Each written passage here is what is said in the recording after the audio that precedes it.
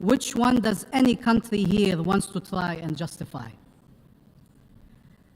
Is there any country still ready to evoke unconditional support for Israel while it is committing these atrocities, while it is occupying, colonizing, besieging, killing, and maiming?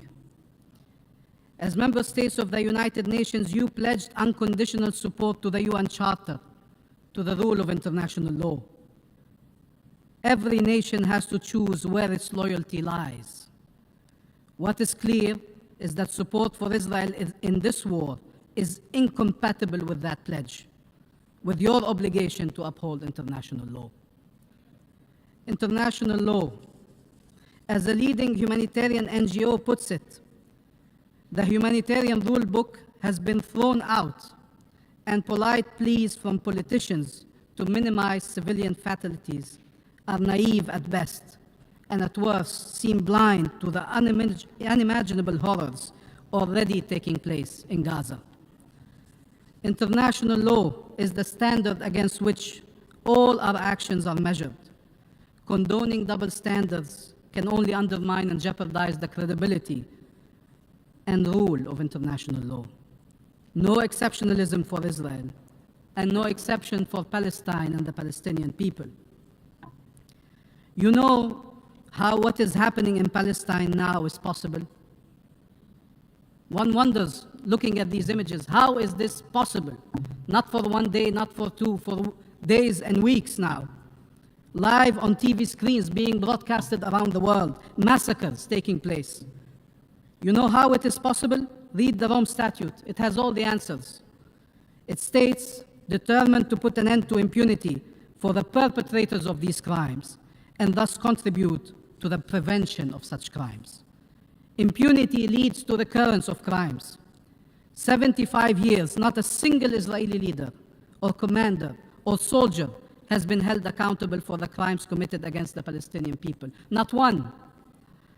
We joined the ICC almost 10 years ago and still await for justice to be delivered. There were countries to oppose us joining the ICC. There were countries to oppose the General Assembly seizing the International Court of Justice.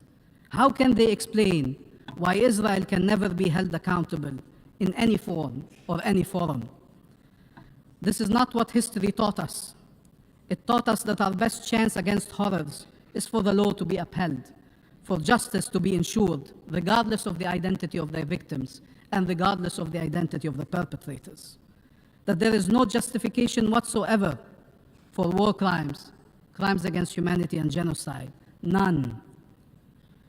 The Israeli permanent representative stood in the Security Council and placed a yellow star on his jacket, evoking the Holocaust, while at the same time justifying the bombings that are killing Palestinian civilians by the thousands, children by the thousands.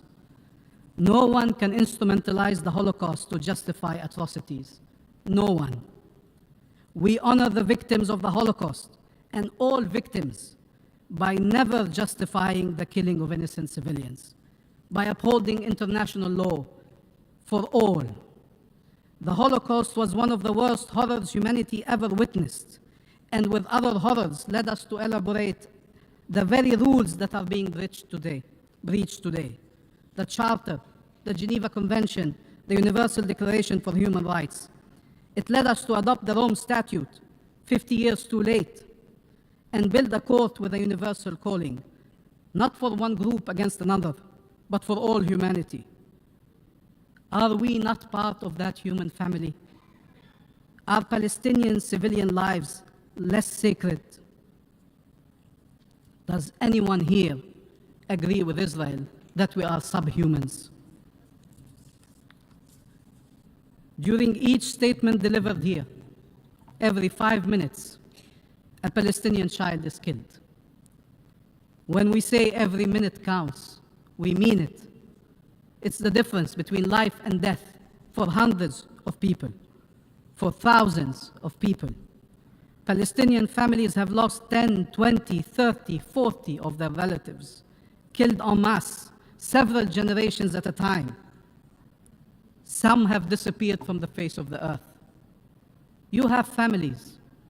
You have grandparents and parents and siblings and children and grandchildren. Think of them. And then think of a single Palestinian family that have lost all of them, or of the child that survived all of the rest of his family and who has to go through life with that reality.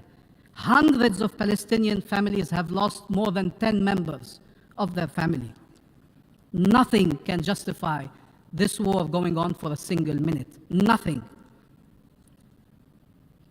We have 2,000 Palestinians under the rubble. We can't reach them, can't save those who could still be saved, can't bury those who were killed. A mother said she could still hear her child under the rubble. She will never know if he could have been saved or not. She will never know. Never again means never standing idly by while atrocities are committed. It means never justifying such atrocities under any pretense or pretext.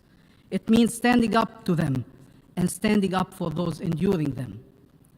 The General Assembly adopted a resolution grounded in morality and legality, calling for an immediate, durable, and sustained humanitarian truce, for upholding international humanitarian law and the protection of all civilians, for humanitarian access and aid to the Palestinian people throughout the Gaza Strip, for release of civilians held captive, for stopping and reversing forced transfer of population, for accountability, and for peace. We appreciate all those who voted in favor of that resolution and call on them to spare no effort to ensure its implementation.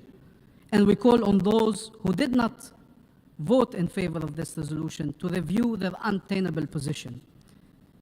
We appreciate every effort to get humanitarian aid in. We appreciate every effort to allow to save lives. But the only way for us to address this catastrophic situation underway is to stop the assault immediately. We call on the prosecutor who made an important visit to the region in the midst of this unfolding tragedy to uphold his mandate, and all states to help ensure accountability. We need your unconditional support to civilians, including children, to the humanitarian personnel performing in impossible conditions. 67 of UNRWA staff have been killed. Many doctors, many rescue teams have been bombarded. Many hospitals, many schools are under the bombs. There's no safe haven, no safe place in Gaza. People are asked to go south, and the south is under the bombs. 40% of those killed were killed in the south. Don't believe the lies. There is nothing called an evacuation order to protect civilians. Israel has admitted in this memo of the Ministry of Intelligence that the goal was the forced displacement of people outside of the Gaza Strip, outside of Palestine. The same goal pursued over 75 years. We have 75 years of experience to know Israeli goals. It is not to protect our civilians. It has never been to protect our civilians. It has always been to dispossess and displace our people. This is an unlawful order. Nobody should justify it. The protection follows the civilians. It's not the civilians who run after protection. They should be protected wherever they are. This order is a death sentence for many who cannot leave where they are. There is no shelters, no infrastructure to receive them. There is not a single safe place in Gaza. We need your unconditional support to the wounded and the sick, to the law, to humanity, to a reality where no Palestinians are killed and no Israelis are killed, where our rights are no longer denied, where families are reunited in life, not death, where we are all able to live in peace and security. Only one path can lead us there. No one should obstruct it. All should help us on it. It is the one we identified when we joined the ICC with 3 simple words: justice, not vengeance. Thank you. I should like to thank the distinguished representative of the Observer State of Palestine for his statement. We have heard the last speaker in the debate on this item. The Assembly will now take a decision on draft resolution A/78L6 entitled Report of the International Criminal Court. For your information, the draft resolution has closed for e-sponsorship. I now give the floor to the representative of the Secretariat. Mr. President, I should like to announce that since the submission of the draft resolution, and in addition to the delegation listed on the L document, the foreign countries have also become co-sponsors of A/78/L6. Albania, Andorra, Argentina, Australia, Austria, Barbados, Belgium, Belize, Bosnia and Herzegovina, Botswana, Bulgaria, Cabo Verde, Canada, Chile, Colombia, Costa Rica, Croatia, Cyprus, Czechia, Democratic Republic of the Congo, Denmark, Dominican Republic, Ecuador, El Salvador, Estonia, Fiji, Finland, France, Gambia, Georgia, Germany, Ghana, Greece, Guatemala, Honduras, Hungary, Iceland, Ireland, Italy, Japan, Latvia,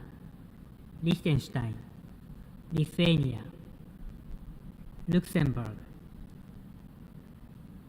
Madagascar, Malawi, Malta, Marshall Islands, Mexico, Montenegro, New Zealand, Nigeria, North Macedonia, Norway, Paraguay, Peru, Poland, Portugal, Republic of Korea,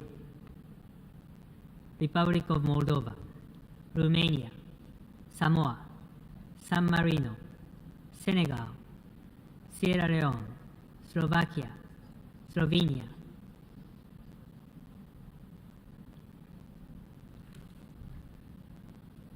South Africa, Spain, Sweden, Switzerland, Trinidad and Tobago, Uganda, Ukraine, United Kingdom, United Republic of Tanzania, and Uruguay.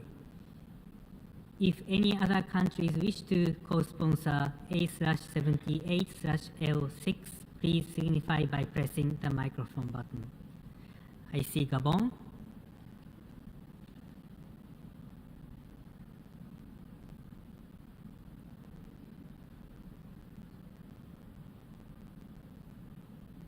if the delegation of Gabon turn off the microphone button unless there is any other change.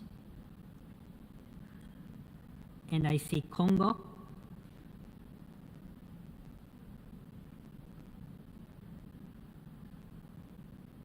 thank you, Mr. President.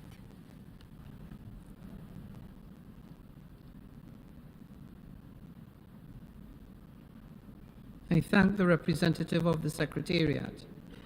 A recorded vote has been requested. We shall now begin the voting process.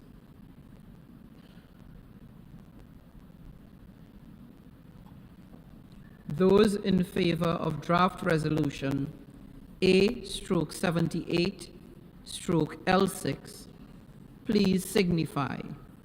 Those against? Abstentions. The General Assembly is now voting on draft resolution A/78/L6 entitled Report of the International Criminal Court. Will all delegations confirm that the votes are accurately reflected on the screen?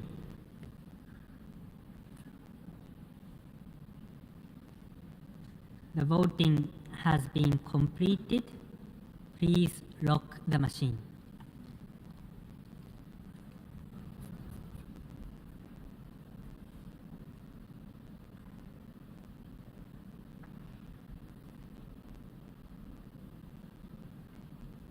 Ready? The result of the vote is as follows. In favor, 115. Against, 6. Abstentions, 31. Draft resolution A/78/L6 is adopted.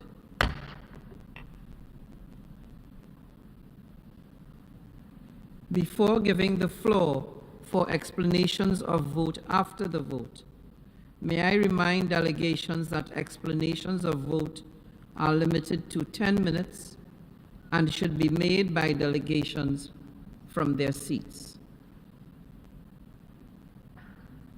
I now give the floor to the distinguished delegation of Brazil. Mr. President, as I mentioned during the debate, the difficulty to achieve consensus for the first time in this annual resolution highlights the need for us to reflect on how we may overcome the current pressing challenges faced by the International Criminal Court, rather than simply disregarding them. And this is why Brazil has chosen to abstain. Achieving universal adherence, addressing concerns related to partiality, selectivity, and double standards, ensuring effective state cooperation, fostering coherence within the international legal system, and rectifying geographical imbalances within the ICC's institutional structure are some of these critical challenges. It is essential that the ICC conducts a thorough self-assessment of its current activities as outlined in its annual report, addressing these and other concerns to further its noble mission of ending impunity for the most serious crimes of concern to the international community as a whole. In closing, Mr. President, allow me to reiterate Brazil's unwavering commitment to international law and international justice as underscored in my remarks during this debate. I thank you. I should like to thank the distinguished delegate of Brazil, and I now invite the distinguished delegate of Israel to take the floor. Thank you, Mr. President. Israel was an early advocate for the establishment of the International Criminal Court. However, Israel has decided to abstain for the reason it has expressed in previous years when it disassociated itself from this resolution. As a democratic state based on the rule of law, and as the nation of the state of the Jewish people, we remain committed to ensuring that the perpetrators of mass atrocities that deeply shocked and conscious of humanity are held accountable. In that context, Israel has already stated that it has launched a national investigation in relation to the barbaric and ongoing crimes committed by Hamas against Israeli children, women, and men in a murderous terror attack that started on October 7th, 2023, and will seek to hold those responsible to account. Thank you, Mr. President. I thank the distinguished delegate of Israel for his statement. I now give the floor to the distinguished delegate of the Syrian Arab Republic. Thank you, Mr. President. Mr. President, my delegation chose to join the states that voted against the draft resolution and the states that clearly how dismayed they are from the unprecedented politicization of the performance of the ICC. My country was among the states that effectively participated in the Rome Conference in 1998 and contributed in an important manner in the drafting of the statute of the court. We were among the first states to sign the statute of the court. However, the stumbling performance and the selective approach by the ICC since it was established was the reason for not signing the statute, despite the fact that the work of the committee was simultaneously aligned with some of the most heinous and serious crimes committed in Iraq, Afghanistan, and occupied Palestine. The record of the court was full of failures of betraying the victims of the Iraq and the Afghanistan invasions, as well as the violations by Israel, the victims of Abu Ghraib, among others. today, 25 years after the adoption of the statute of the court, we became confident that we were right to take that position against the court and not to ratify its statute. Mr. President, it is truly regrettable for us to see the fact that the court has been taken hostage by directives from Western states, including some Western states, including the United States, that have ratified the statute, and to draft decisions and legislations to obstruct the work of the court. We all remember the ASDA, the Act to Protect the servicemen of the United States, known as the Lehigh Service Law. Have these states rediscovered the court, or along with their Western allies decided to redefine the court by turning it into a tool to bring pressure to bear and to bring coercive diplomacy in the face of certain states? These states are, by coincidence, African states.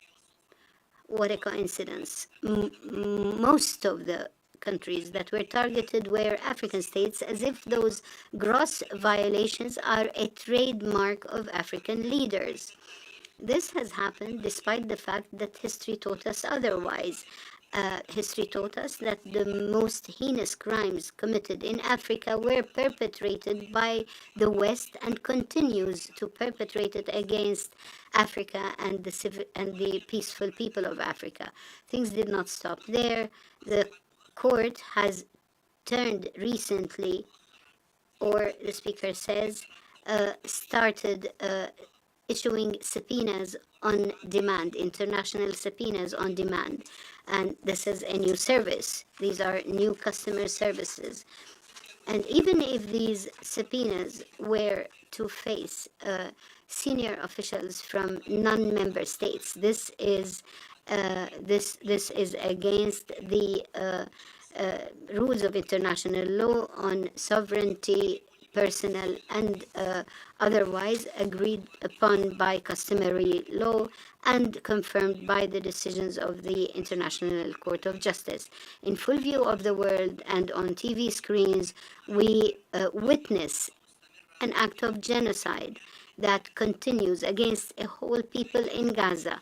Where is the criminal court while all of this is taking place? The court decided to remain silent or only to make declarations. The court decided to stand idly by while children are killed, where hospitals are targeted, and even those who are already dead are targeted. This is exactly the position that was clearly understood due to the court's position towards Palestine.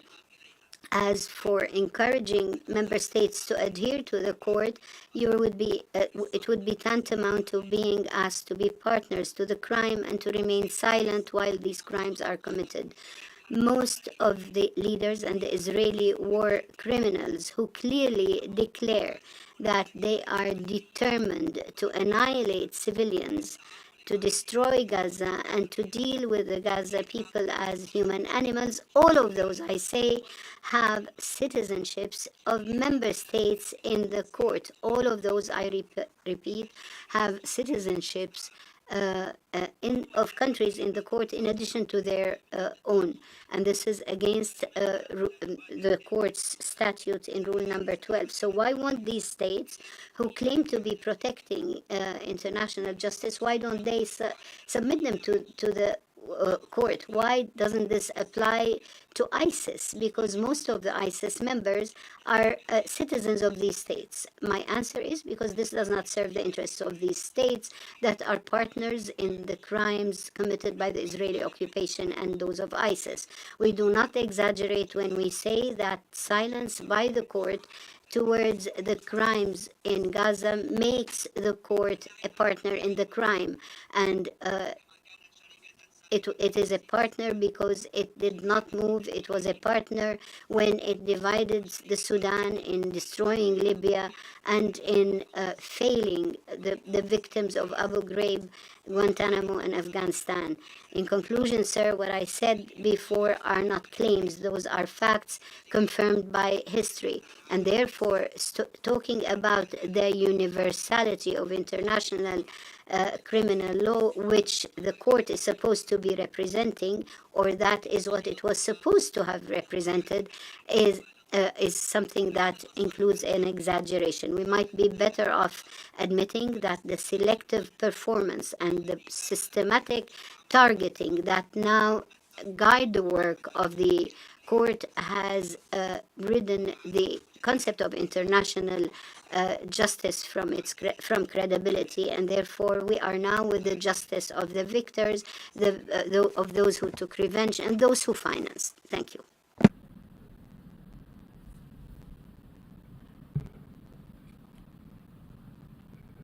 May I take it that it is the wish of the General Assembly to conclude its consideration of Agenda Item 74?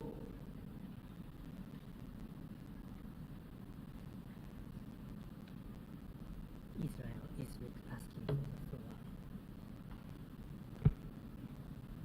The Chair recognizes the distinguished delegation of Israel.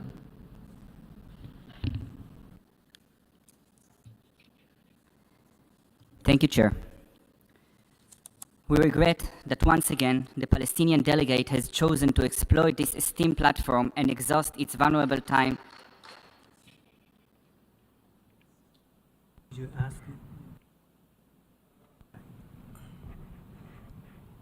Would the delegate of Israel please indicate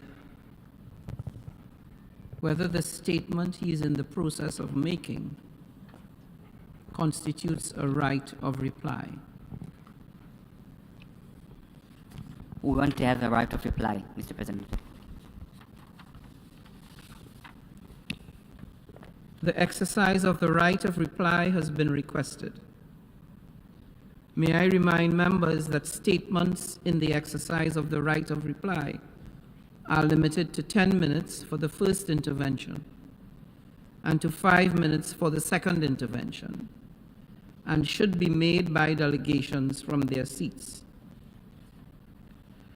I now call on the representative of Israel. Thank you, Mr. President. We regret once again the Palestinian delegate has chosen to exploit this esteemed platform and exhaust its valuable time by sharing misleading information and inflate numbers, seemingly running out of valid legal arguments. We should all remember there is no law without facts, and the facts are very clear. Hamas, the genocidal terrorist organization, started this war, and Israel has the legal and the moral right to protect its citizens, period. Hamas is the ruler of Gaza Strip. Hamas is behind this attack, and it will be held accountable for the ramifications of its actions, period. In this asymmetric lawfare, everything is asymmetric. There is one side, a democratic state, which abides by the international law and does everything within its power to minimize civilian casualties.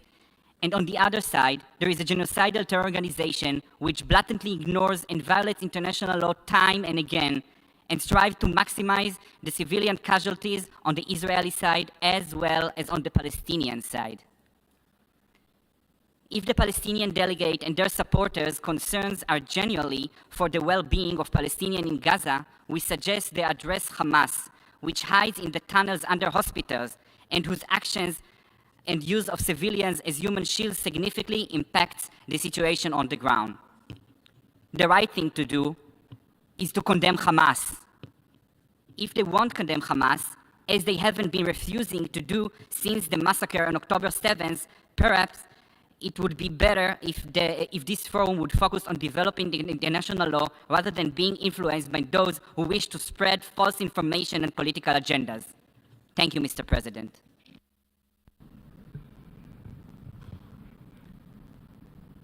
May I take it that it is the wish of the General Assembly to conclude its consideration of Agenda Item 74.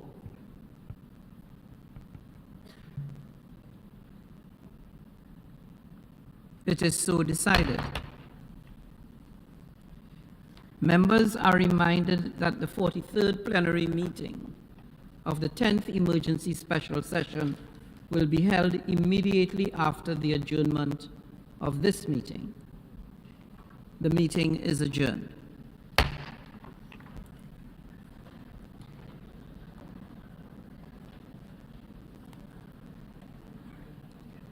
The 43rd plenary meeting of the 10th Emergency Special Session of the General Assembly is called to order.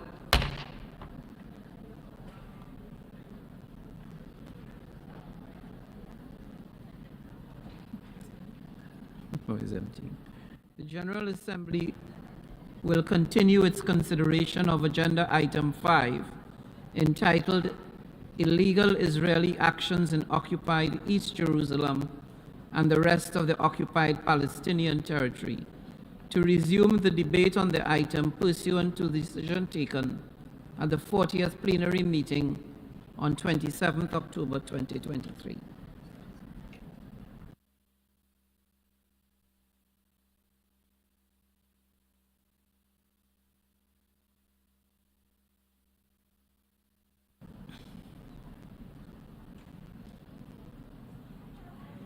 Can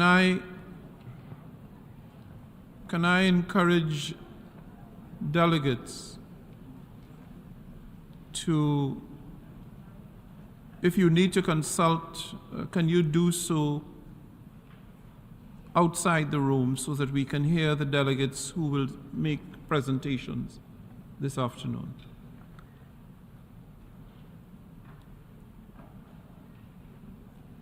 I now give the floor to the distinguished representative of Kuwait.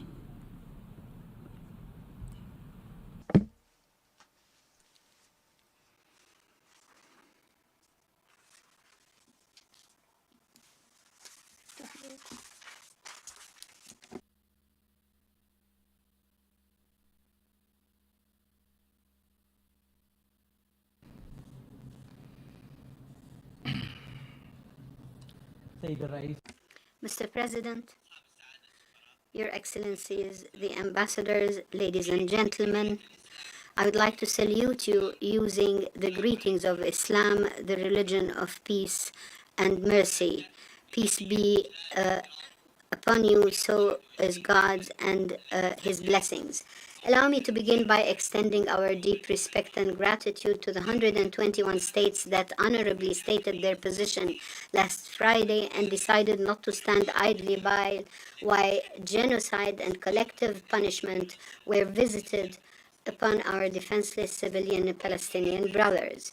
Please do not forget that on the same day when you decided to stand by what you deemed as right and made your positions known, challenged criminality, atrocities, and heinous crimes committed by the Israeli occupation forces, they declared the start of their ground invasion of the Gaza Strip. They did not stop there.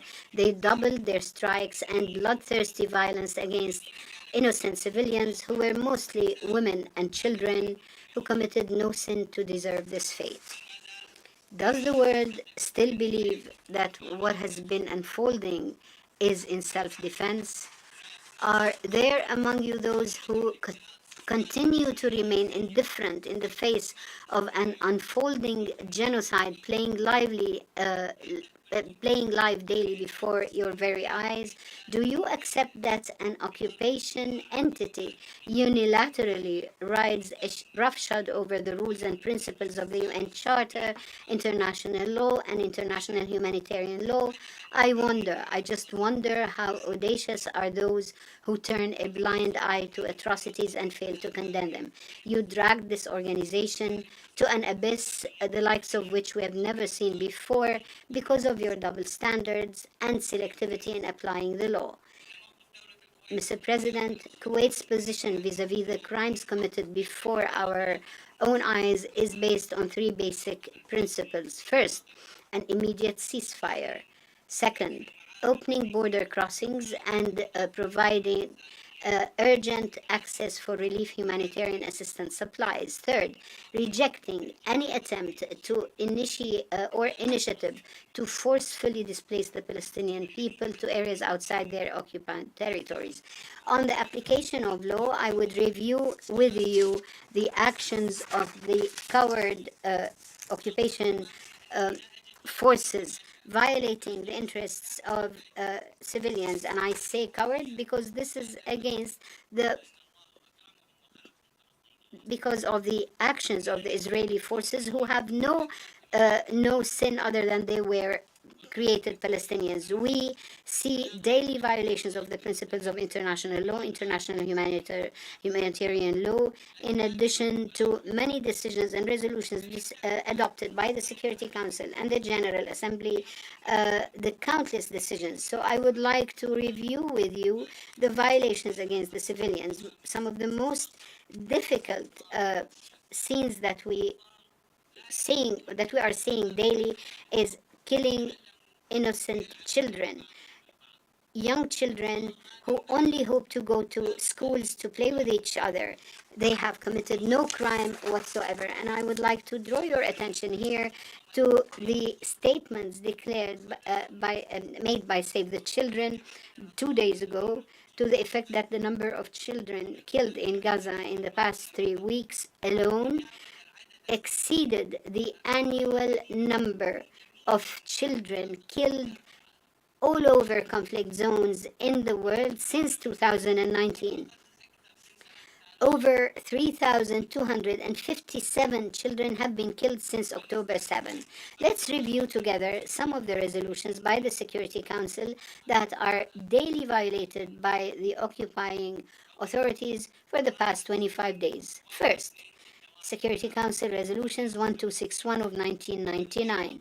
It was the first resolution of its kind to be tabled before the Security Council, condemning targeting children in armed conflict, forcibly displacing them, attacking targets protected under international law, including in areas in which children are present in large numbers. In addition to guaranteeing access by humanitarian officers and providing humanitarian assistance in a safe and complete manner without any obstruction to children affected by armed conflicts. The resolution also stresses the importance of the safety, freedom of movement, and security of UN staff and associated staff, and stressing the responsibility by all states to put an end to impunity and to their commitment to bring those responsible for the gross violations of the 1949 conventions to justice. Second, Security Council Resolution 1998 of 2011. This resolution condemns attacks against schools and hospitals and obstructing access to humanitarian assistance by parties to armed conflicts and other violations of international law against children in cases of international conflict. Third, Security Council Resolution 2286 of 2016, which condemns acts of violence, strikes, and threats against those who've been injured, who are sick, medical crews, and those who provide humanitarian assistance, who are exclusively undertaking medical tasks and against their means of transport and equipment, as well as against hospitals and other medical facilities. Fourth, Security Council Resolution 2347 of 2017 that condemns the destruction of cultural heritage represented in destroying religious sites in armed conflicts. Fifth, Security Council Resolution 2417 of 2018, which calls upon all parties to armed conflicts to commit to international humanitarian law, including the basic stuff and services that are indispensable for the sustained livelihoods of civilians, and to respect those who work in providing humanitarian assistance and other foodstuffs for relief purposes. Sixth, Security Council Resolution 2475 of 2019.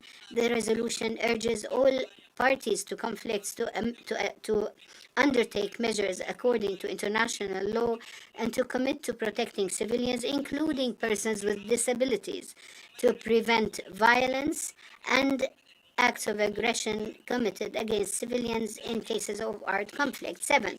Security Council Resolution 2573 of 2021, which condemns attacks in cases of armed conflicts against civilians or civilian targets, and also arbitrary strikes or disproportionate strikes that lead to depriving civilians from the stuff that they definitely need to remain alive. Considering such acts and violations, gross violations of international humanitarian law, and calls upon all parties to armed conflicts to cease fire, to exercise ceasefire against civilians.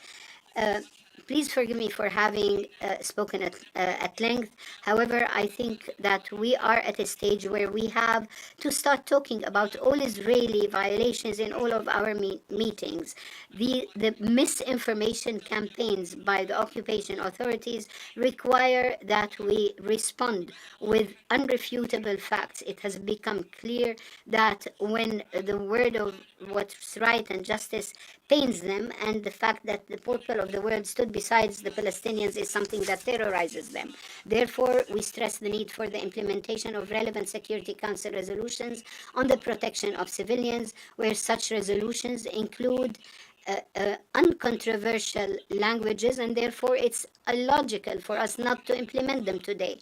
It's as if those who drafted these resolutions would know the criminal acts that will pursue in the future, and such resolutions seem as if they were custom made to respond to the gross violations perpetrated by the occupation forces. Mr. President, what the Secretary General said pained them when he said that what happened in Gaza on the 7th of October was not born out of a vacuum. So they started attacking him, asking him to resign, and they declared that he's not welcome to enter to their occupied entity. I would like to tell you, Mr. Guterres, you are the moral compass of this organization. We have only listened to arguments that highlight what is right, no matter how bitter the facts were. You should be welcome to any place on earth, any place that does not fear the words of rights, justice, and honesty. This only confirms what we already know, that is, this occupying power does not know what honesty is, what right is, and only promotes empty words and fabrications. The times has come, and we will not repeat what we have said over the last 56 years. The violation, killing, and violence perpetrated by the occupier has no place in our world today. Our only way forward would be the achievement of a full and comprehensive peace by the implementation of resolutions adopted in international contexts and the agreement to the Arab Peace Initiative of 2002 for the establishment of the State of Palestine, with Jerusalem as its capital on the lines of June 4th of 1967. We are all for the above. Therefore, we are not going to go back to where we were, to square one. The time has already passed. This is not because we refuse to address the situation. The world knows that the state of Palestine did not reject political negotiations. However, ignoring international legitimacies according to the interests and to the changes in views of those who are in command on the other side is something that we will not accept, and we will not ignore. We are states, and we have our own influence. I would like to take this opportunity to tell you the following. You tried everything. You you would like, I would like to say to the occupying power, you were treacherous, you fought, you struck, you killed, you forced populations out, you displaced, you detained, and you imprisoned. You burnt everything before you. You only have one choice, which is the only choice that would rid us from this circle of violence that you have imposed for the past 56 years, which is to end occupation and to leave the Palestinian occupied territories. Our heart is broken, our blood is boiling. Get out of our land, leave our land. We don't regret your departure. In conclusion, our Palestinian brothers, you are free, you are the people of steadfastness and of struggle. We take pride in you, in your steadfastness and your courage. That is unprecedented. We will make every effort to show that you are in the right, and we will spare no effort to stand by your side. You are an inspiration. You have been the symbol of dignity, and I hope that you would be protected, and peace be upon you, my distinguished delegates.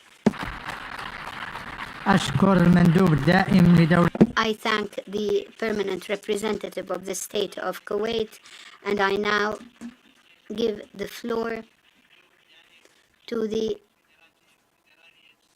permanent representative of the Russian Federation.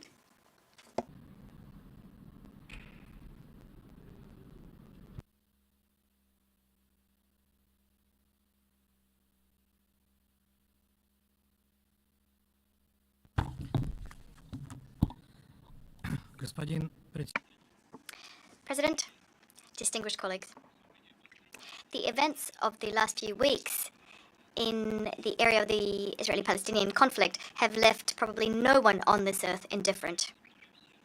All of our hearts ache as we look at the heart-rending stories of human suffering. And the parties are shifting blame for the suffering from one to the next, while the civilians in Israel and Palestine continue to perish. Our mission receives tens of messages every day from Israeli citizens, Palestinians, and the diaspora.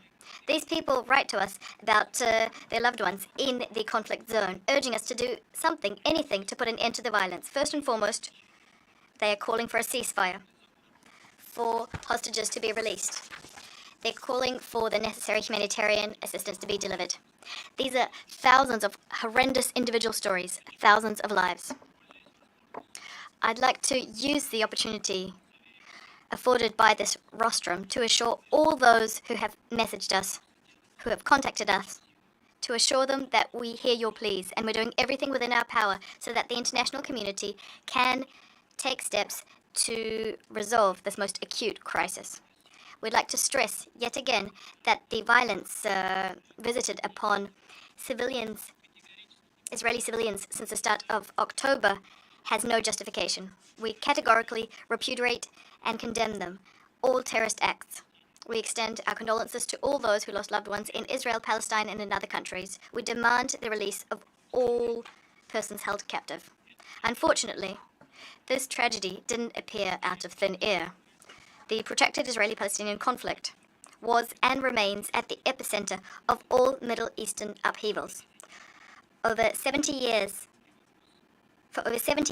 the Palestinian issue has remained unresolved, and it has prompted regional and international divergences of opinion. It's been exploited as an ideological motive by terrorist and extremist organizations in different parts of the world. What's more is, the fact that the issue is unresolved has resulted in untold suffering on the part of the Palestinian people, the Israeli people, Arab states, and all of the many Palestinian diasporas living therein, including refugees who've been forced to remain in camps for decades and decades.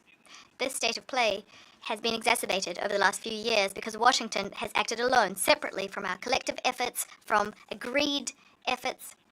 It's acted alone, imposing on Israel's Arab neighbors an economic peace without settling the Palestinian issue.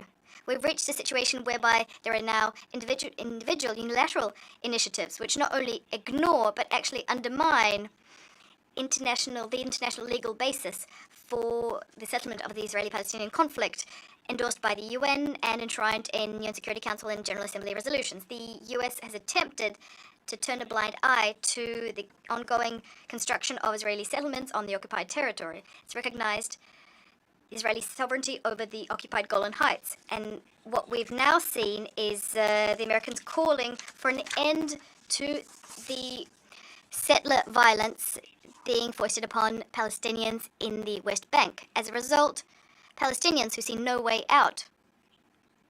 And we see a conflict that's unprecedented in terms of its scope and risks spilling over to the entire Middle East.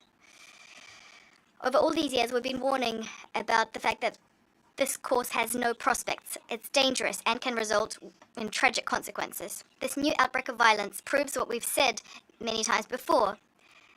A normalization of Israel's relations with Arab states, although of course that would be positive, cannot occur at the expense of the Palestinians. It cannot result in a lasting stabilization of the situation unless we resolve a key issue in the Middle East, that is the Israeli-Palestinian issue. This approach, as we saw for ourselves when on the 27th of October, here in this chamber, we adopted the Jordanian resolution.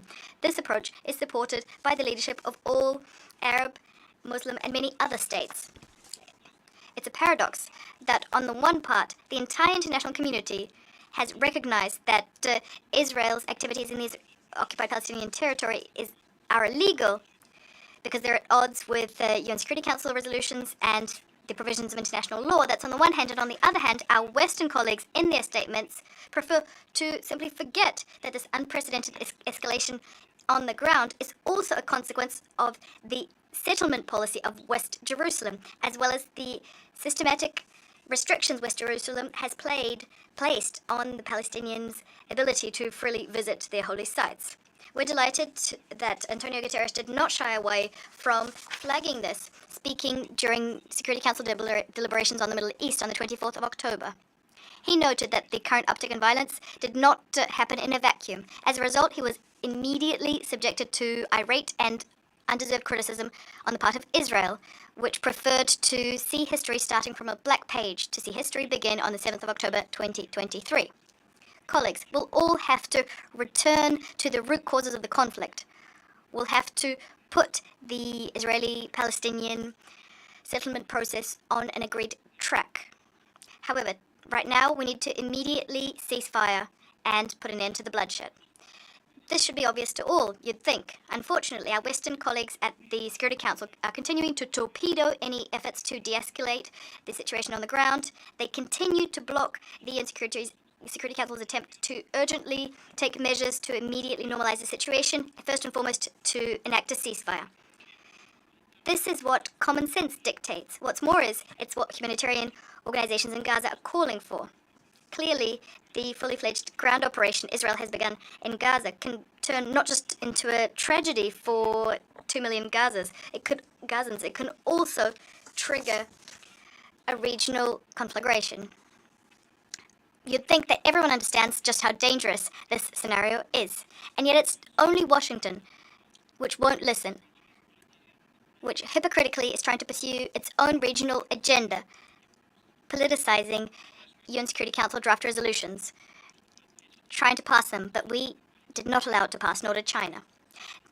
Our US colleagues are trying not just to divert attention from the failures of their policy to shift blame when it is itself at fault. They are accusing Iran, Hezbollah, and Gazans of all of the world's ills. They're also trying to legitimize all this, legitimize the ground operation through the Security Council. We remember the no-fly zone in Libya in 2019 when our Western colleagues had no trouble interpreting UN Security Council Resolution 1973 to their own benefit, waging an aggression on Libya. The UN Security Council does not have the right to grant this kind of carte blanche. President, I'd like to highlight that when we condemn the killing of Israeli civilians and foreigners in Israel, when we do that, we still cannot turn a blind eye to what Western Jerusalem is doing. They're committing flagrant violations of international humanitarian law in Gaza. Entire neighborhoods are being razed to the ground. According to information, we have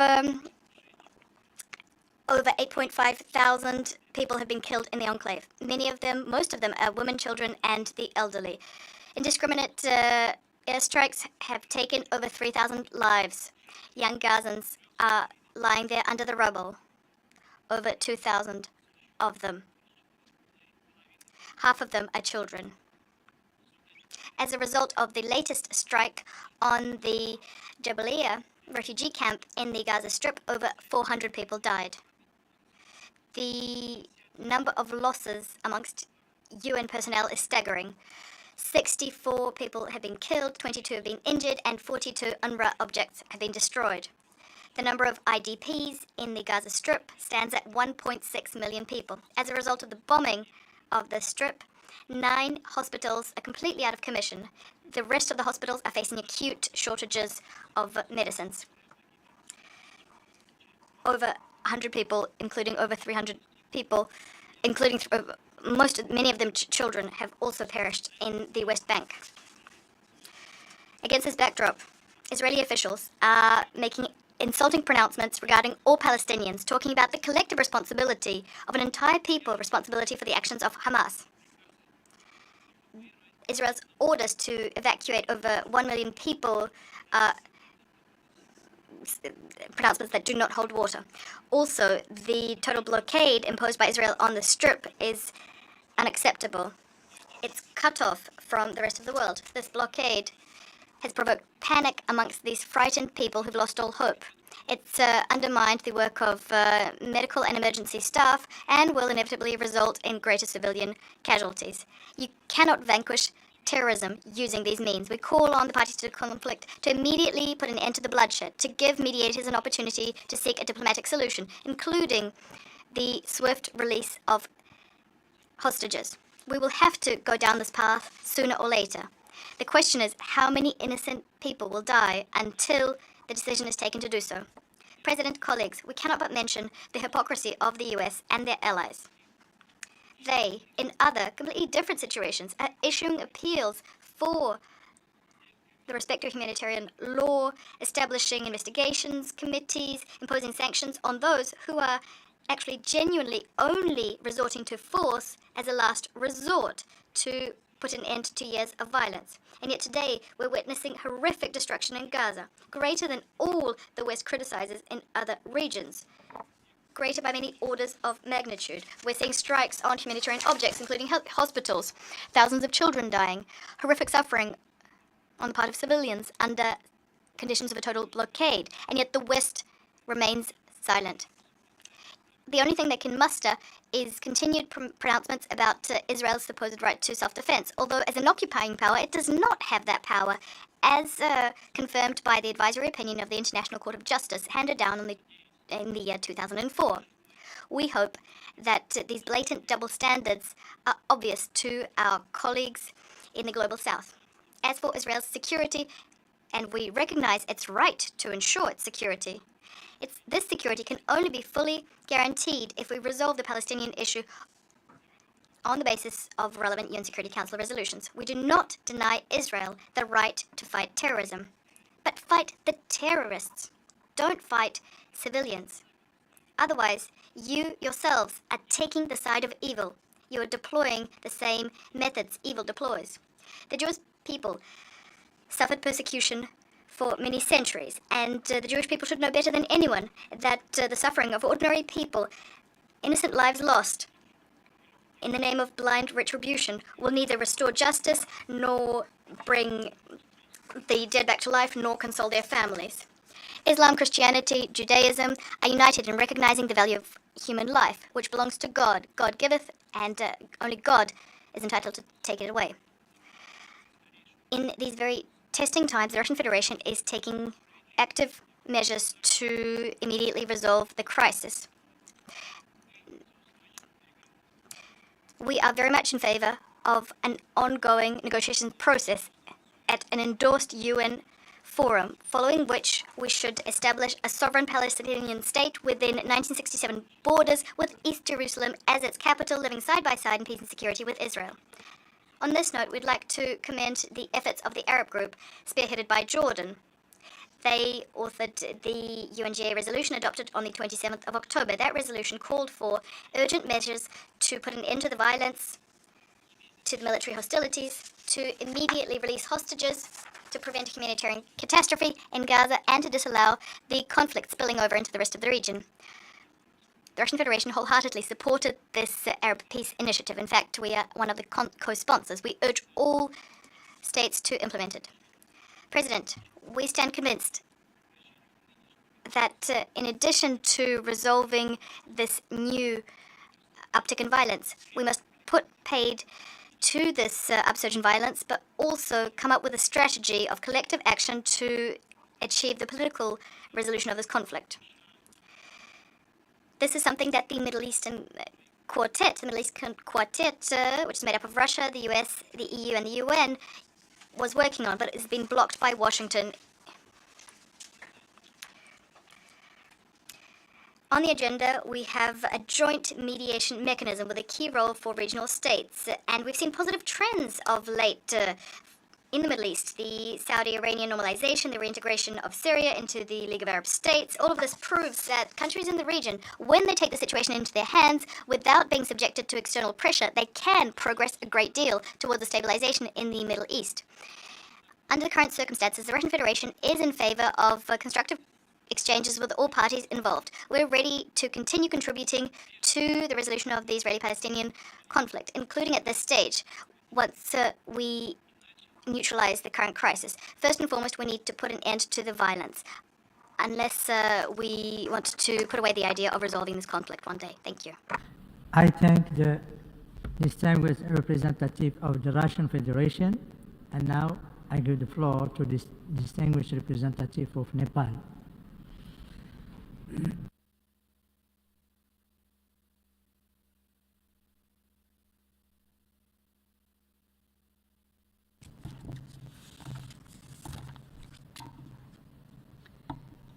Mr. President, Excellencies, distinguished delegates.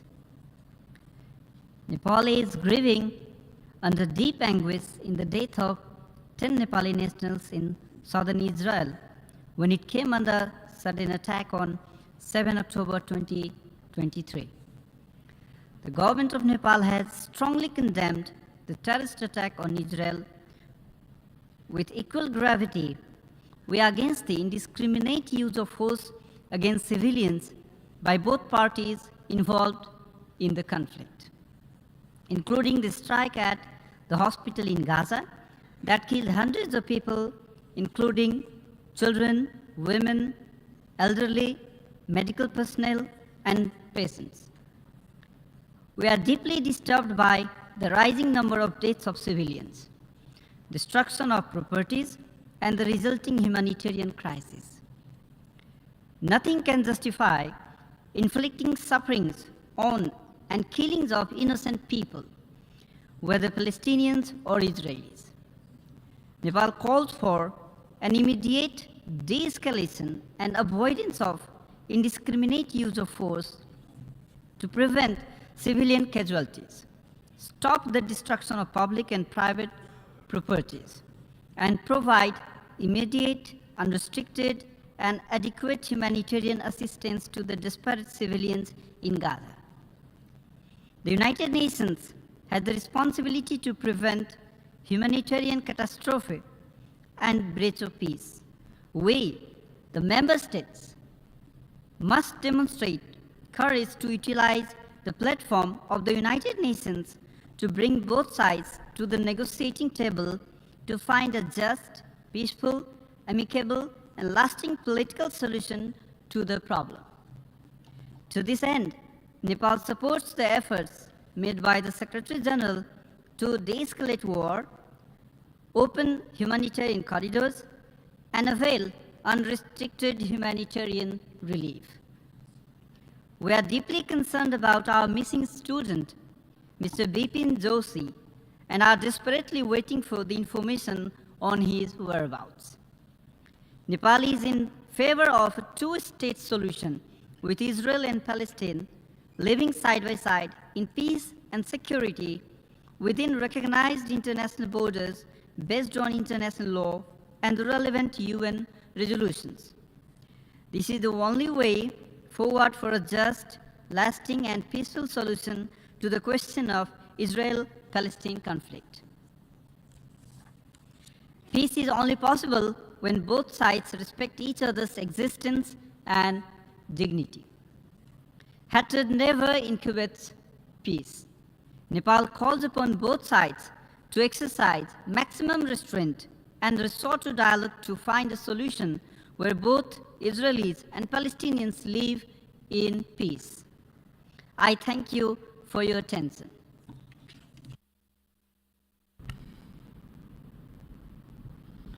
I thank the distinguished representative of Nepal, and now I give the floor to the distinguished representative of Sri Lanka.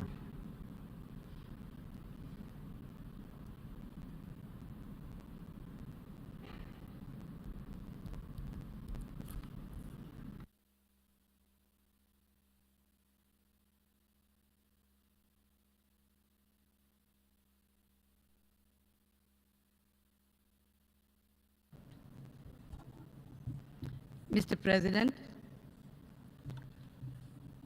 it was the great Mahatma who told us that an eye for an eye only ends up making the whole world blind.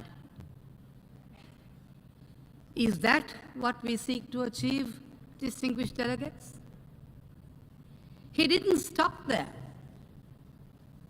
He asked us the question, what difference does it make to the dead, the injured, the orphans, and the homeless, whether the mad destruction is wrought under the name of totalitarianism or the holy name of liberty or democracy? That's the question he asked. Mr. President, liberty and democracy, the Mahatma says, becomes unholy, when our hands are dyed red with innocent blood. In the context of today, that's perhaps very easy to understand. Mr. President, victory attained by violence is tantamount to a defeat, for it is momentary. The weak, they say, can never forgive. Forgiveness is the attribute of the strong. Sri Lanka therefore offers these words of gentle persuasion to our fellow beings who are at war, a war that neither will win, but will surely leave a loser, and that is humanity. Is that the legacy, I ask, we desire to leave our future generations? Is this the agenda we intend to prosecute for peace? Do we really believe we can achieve the SDGs in such a hostile environment? Mr. President, it was only in the latter half of last September, that our leaders met in this august assembly, in this very hall, to lay the foundation for a better world. We deliberated upon what remedial measures should be taken, as the euphemism suggested, to get back into the game that did not look promising at halftime. We comforted ourselves in the thought that many games are won in the second half. Dreams, isn't it? It was only on that optimistic note that we resolved to take upon the challenge of working towards those lofty goals. We discussed the vital role of financing for development. We discussed the climate catastrophe confronting the planet. We adopted 3 declarations on the main topics on health concerning our countries. Our ministers adopted the scope and elements of what would be the summit of the future. However, the supreme irony is that in contrast, we are compelled to witness death and destruction. violent attacks on civilians, kidnappings, and hostage-taking, and retaliatory measures on civilian life and property, and the threat of a wider conflict. Mr. President, all this predictably will ensure the game will be lost at full time if the hostilities and military misadventures we witness in Palestine and Israel today does not stop now. As the PGA was pleased to observe in his opening statement of this emergency special session, the war drums must stop beating. Mr. President, Sri Lanka is therefore deeply concerned by the ongoing escalation of violence and military action in Gaza, which is causing deaths and injuries to many innocent civilians and children, resulting in a grave humanitarian situation. The legitimate security concerns of both Israeli and Palestinian people have to be recognized. We observe that indiscriminate actions that cause civilian casualties will only make the realization of an enduring peace a distant reality. Sri Lanka supports diplomatic efforts to find a lasting solution to the conflict and humbly requests, both parties to engage in a dialogue to achieve a durable peace. Mr. President, since the adoption of the resolution entitled Protection of Civilians and Upholding Legal and Humanitarian Obligations last Friday by this Assembly, the situation in Gaza has worsened manifold. Death and destruction continue unabated. According to UNRWA, over 1 million people have been displaced. The UNICEF has reported that out of the total dead, 3,450 are children, innocent children. The United Nations last Sunday held a memorial for 59 UNRWA staff killed in Gaza. Millions are suffering without basic essentials and face a lifetime of trauma. I'm asking the question, will such trauma solve the problems of the Middle East? So we reiterate our call to keep open a humanitarian corridor to provide urgent humanitarian assistance to the civilians in Gaza, and are committed to supporting the efforts and activities of the United Nations Secretary General in his endeavor to mitigate the suffering of the people, the loss and damage to life and property, and to bring about a ceasefire. Mr. President, Sri Lanka calls for the free movement of essential items and humanitarian aid, including food, fuel, medicine, and electricity and water supply to Gaza. We call on all sides to immediately halt violence and take steps to prevent further civilian casualties. We also call upon the international community to redouble their efforts and support the United Nations Relief and Works Agency. The UNRWA is playing a commendable and courageous role, I must say, in helping a vulnerable population under extremely challenging circumstances. Mr. President, in the light of the ongoing hostilities, it is therefore important, my delegation says, to address the situation with empathy, with understanding, and a commitment to finding a peaceful resolution. We therefore have a plea to the leaders and the peoples of Israel and Palestine. We acknowledge, of course, the deep pain, the loss, suffering that both sides have experienced as a result of the ongoing hostilities. We urge you to prioritize the well-being and security of all individuals involved and to work towards a lasting peace that ensures the safety, dignity, and the rights of both Israelis and Palestinians.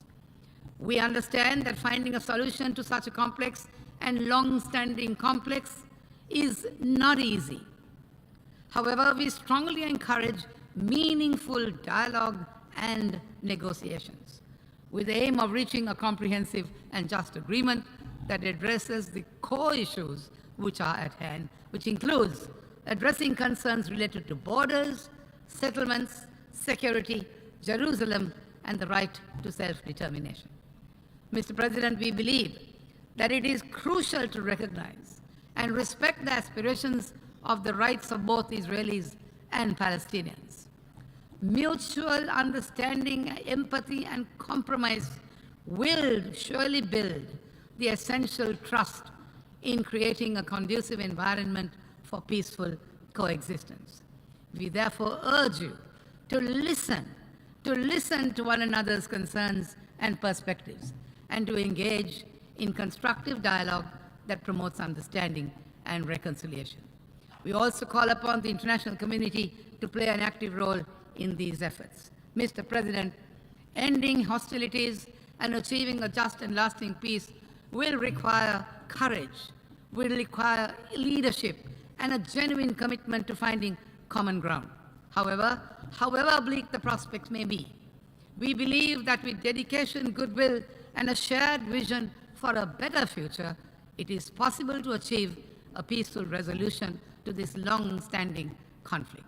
Let us therefore foster social cohesion, make available lifelong learning opportunities, promote reconciliation and healing, rebuild infrastructure, promote economic recovery, strengthen institutions and governance, engage civil society, and promote participation, and finally, invest in peace building and conflict prevention at the community and national levels. Mr. President, it is our prayer and hope that together we can build a future where Israelis and Palestinians can live side by side in peace, security, and prosperity by committing our resources and our cooperation from all our governments, international organizations, and the whole of our global community. Let us therefore seize upon, I say, this opportunity to break the cycle of violence and work towards a future that upholds the values of justice, equality, and the respect for human rights. Thank you, Mr. President. I thank the distinguished representative of Sri Lanka. And now I give the floor to the distinguished representative of Greece.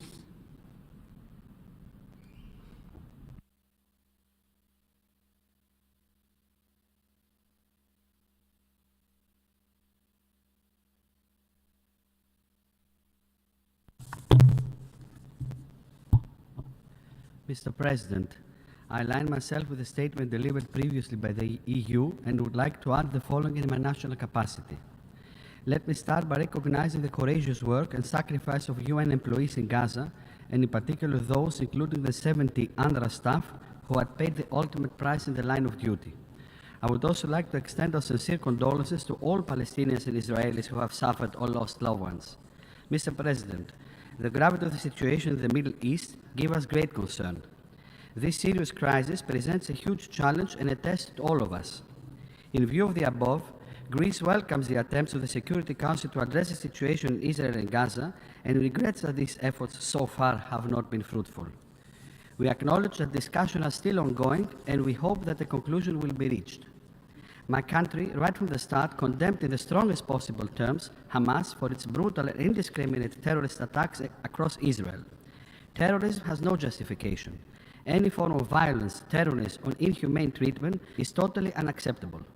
Israel has a right to its self-defense, to react and protect its citizens, always in line with international law and international humanitarian law.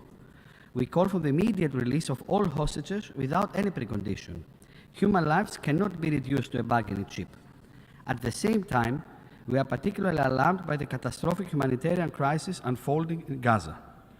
All civilians must be protected at all times by all parties.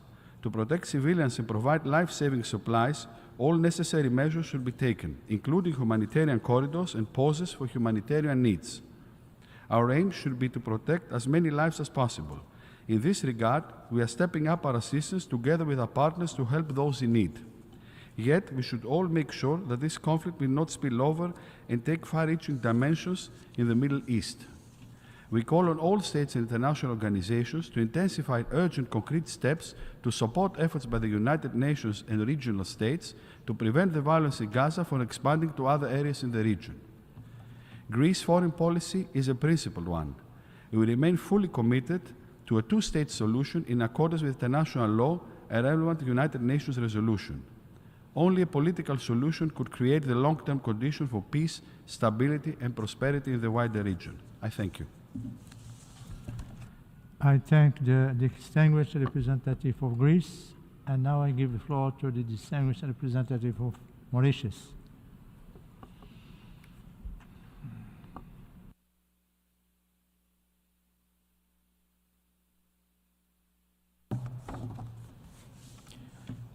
Mr. President, it is now 6 days since the UNGA, acting under the Uniting for Peace initiative, adopted a resolution calling for a humanitarian ceasefire in Gaza.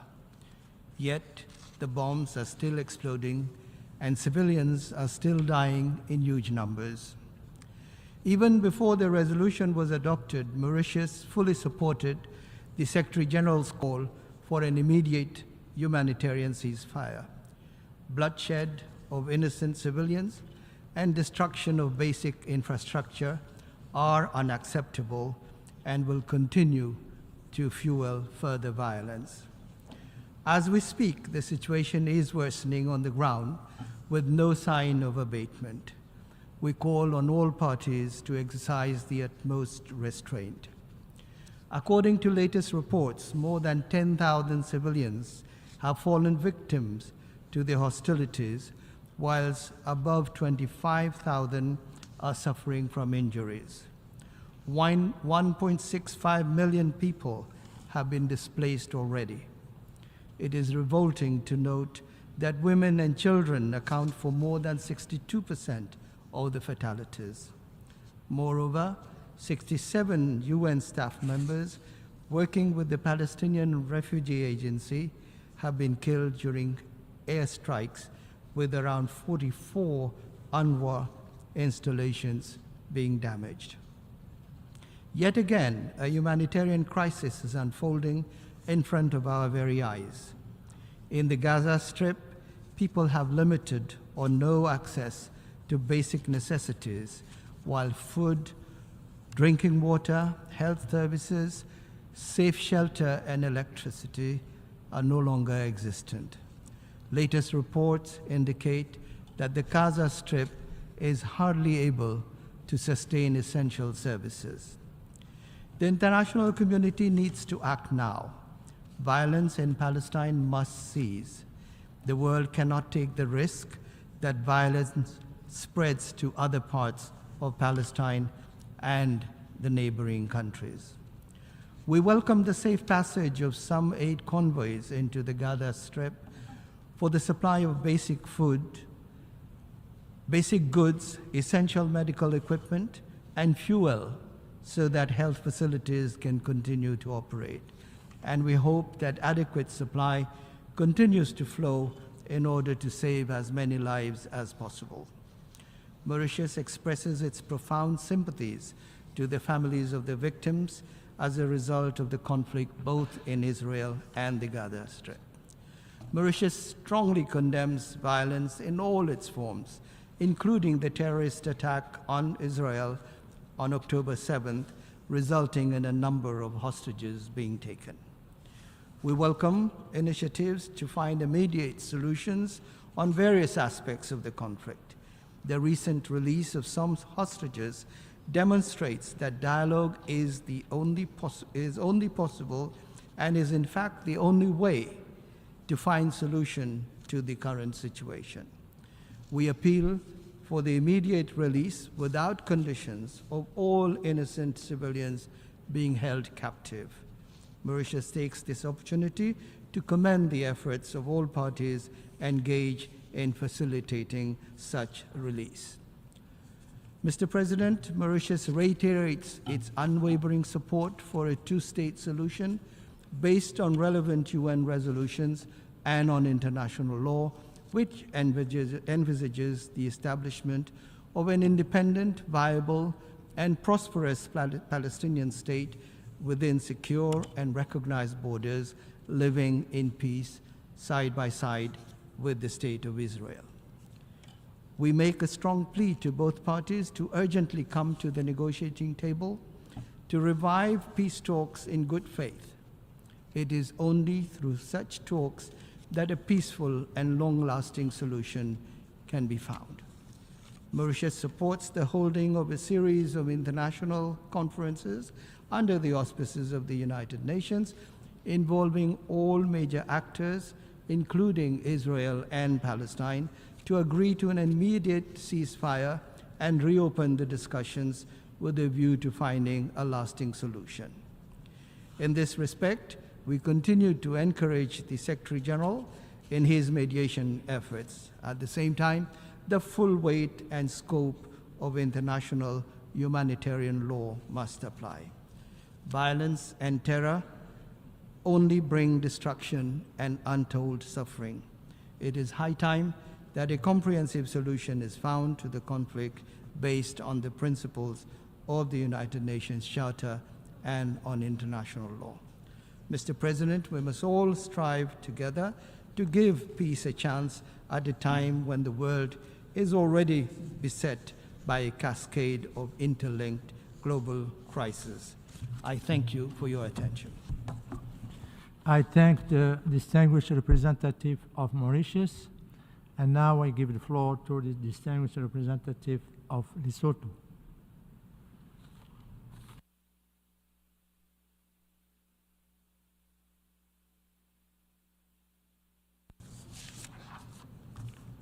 Mr. President, I take the floor.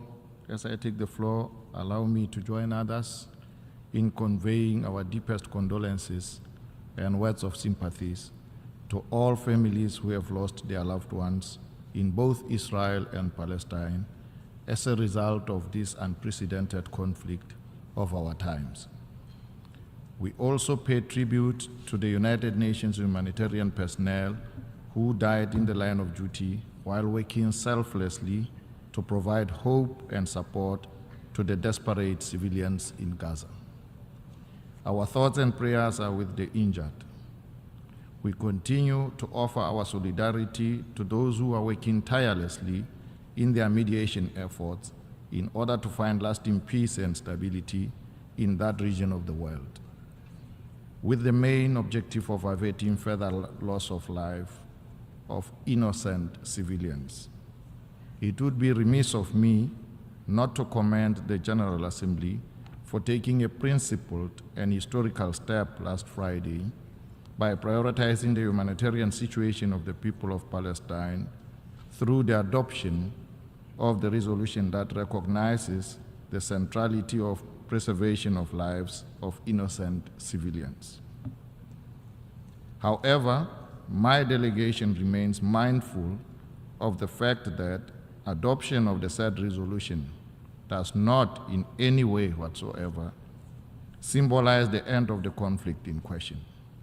It only calls for further engagement by all and sundry to do our utmost to find a lasting diplomatic and political solution to this problem, which has acquired unprecedented proportions of our lifetime. Regrettably, the repeated failure of the UN Security Council to pass a definitive resolution on this conflict erodes confidence of the global citizenry on the functionality of this organization, thus amplifying the clarion call for its reform. We implore its members to take full responsibility and find an immediate solution to this war. Mr. President, my delegation is deeply concerned about the violation of human rights of people on both sides, some of which have been abducted, while others are being cut off from the essential basic needs.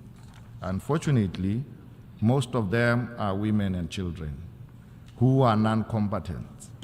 In this regard, we call for the immediate release of those kept in captivity. The world cannot continue to watch the horrifying pictures of children in Gaza being mercilessly killed on a daily basis from the Israeli bombardment.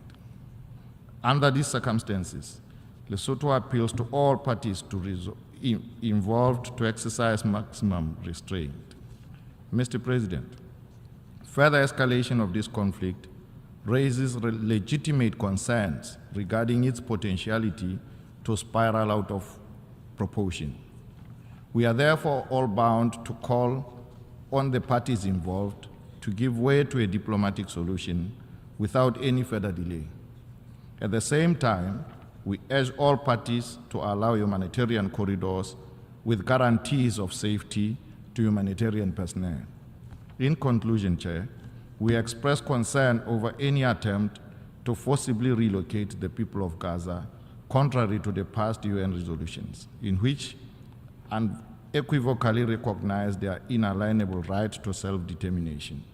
Our wish is that of a two-state solution wherein both Israelis and Palestinians will live side by side in peace with each other, in line with the pre-adopted UN resolutions.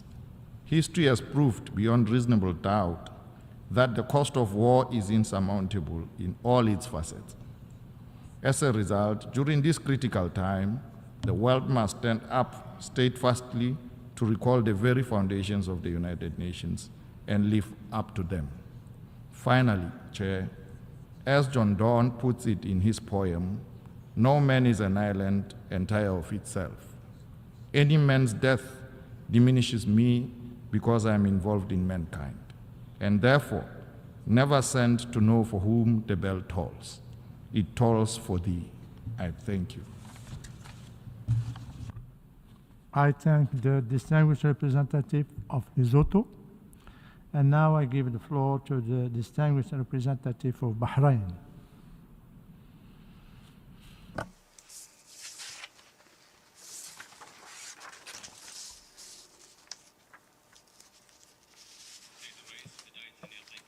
Honorable Chair, at the outset, I would like to extend my thanks to you for resuming the 10th Emergency Special Session of the UN General Assembly to the backdrop of the painful and unfortunate developments that the Gaza Strip is witnessing and its dire humanitarian implications.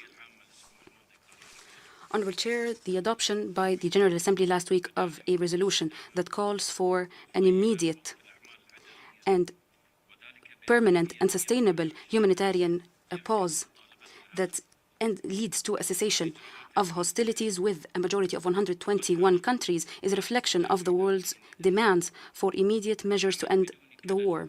It is now time to respond to these calls and work tirelessly in order to achieve a permanent ceasefire in a manner that guarantees the safety and security of all parties. The Security Council has so far been unable to issue a resolution that puts an end to the consistent escalation that is causing untold suffering for the fraternal Palestinian people.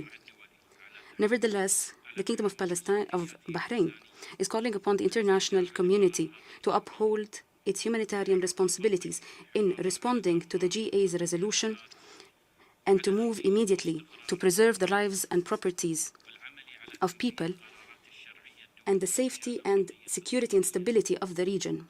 We must also work to implement the legitimate international resolutions concerned with the Palestinian question and support the National Palestinian Authorities and the Palestinian Liberation Organization as the only legitimate representative of the fraternal Palestinian people. And under these cruel circumstances, the number one priority should be the protection of civilians on both sides of the conflict, and the international community should not hesitate to condemn any action that could lead to the loss of innocent lives, especially the murder of children and women. Such scenes of death and destruction can create entire generations filled with accumulated anger and thirst for vengeance, without solutions for any of our key causes.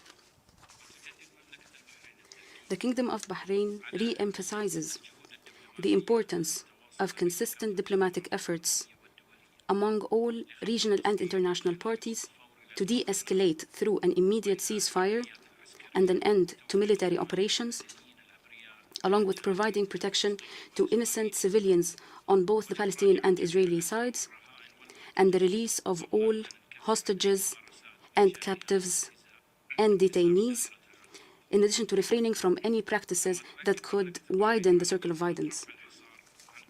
We also emphasize the importance of lifting the siege off of the Gaza Strip and opening humanitarian passages and corridors and facilitating the flows of medical assistance and food and water and fuel and electricity unimpeded to the Gaza Strip. We must also put an end to the targeting of residential neighborhoods and health, educational, and social facilities and houses of worship and infrastructure. And we must reject any attempts for forcibly displacing Palestinians from their lands in line with the international humanitarian law and the Fourth Geneva Convention for the year 1949. We value political and diplomatic efforts made on all levels in order to put an end to this destructive war. Therefore, we value the call made by His Excellency Mr. Antonio Guterres, the UN Secretary General, for an immediate ceasefire for humanitarian purposes. We value all his sincere endeavors to advance the role of the UN and to uphold its responsibilities and serve humanity. The Kingdom of Bahrain, led by His Majesty King Hamad bin Isa Al Khalifa, King of the Kingdom of Bahrain, may Allah keep and protect him, and along with the directives of the government led by His Highness Crown Prince Salman bin Hamad Al Khalifa, may Allah protect him, reasserts that the two-state solution is the only true guarantee for peaceful coexistence between the Palestinian and the Israeli people. There will be no stability in the Middle East without guaranteeing the legitimate rights of the Palestinian people, especially a just, lasting, and sustainable peace in the region.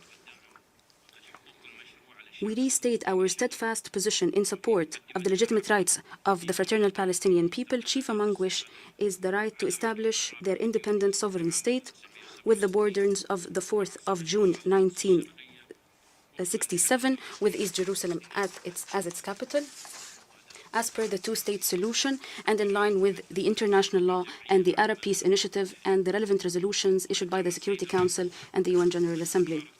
In conclusion, Mr. President, continued escalation in the Gaza Strip will lead the region to a dangerous abyss and a new cycle of violence. The victims will be civilians and innocents. There will be more suffering and violations. Therefore, we need concerted efforts in order to contain this crisis and its catastrophic humanitarian implications, and we must work to establish a just, permanent, and lasting peace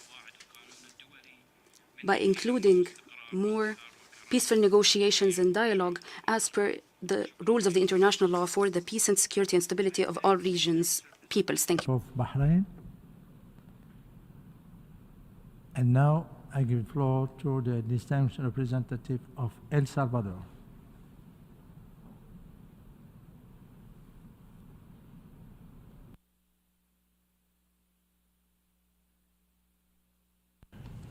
Gracias. Thank you, Mr. President. May I begin by expressing the deepest condolences of my country to all the victims of this resurgence of the conflict of long date. My country joins in those voices that have expressed deep-seated concern for the escalation of the violation and the grave unraveling of the situation in Israel, the Gaza Strip, the rest of the occupied Palestinian territory, and the region. Without reservation, we condemn all acts of terrorism, regardless of the motivation and regardless of where it takes place, by whom, and when it is committed. We ask that these indiscriminate attacks stop and that all aggressions perpetrated against the civilian population cease. We also express our deep-seated concern for the disastrous humanitarian situation in the Gaza Strip and the repercussions for the civilian population. We recall with heavy hearts that boys and girls are half of the population in Gaza, and they have lived their entire lives in a zone under constant conflict and siege. We express our support to the efforts of the Secretary General and for all of his calls in favor of immediate access and without impediments for humanitarian assistance to respond to the needs of the Palestinian civilian people in Gaza. However, we call for concrete measures to be taken to contribute effectively to a cessation of violence in the region and to put a stop to the suffering of the civilian population who were the most affected in this situation. We recognize the leadership efforts and fundamental role played by the group of Arab states to bring about a cessation of hostilities, to guarantee the protection of the civilian population, and to provide humanitarian assistance. Once again, we welcome the adoption of the resolution entitled Protection of Civilians and Fulfillment of Legal and Humanitarian Obligations of Friday, 27 October. We believe that it was a concrete and tangible result yielded by this special emergency session of the United Nations General Assembly. Notwithstanding that, Mr. President, despite the adoption of the resolution at the same time that we met to resume the session, thousands of innocent people, including boys and girls, are losing their lives in Gaza, and many more are also losing their hopes that the violence stop, that the conflict come to an end, and that this organization take measures that would have an impact and put an end to their suffering.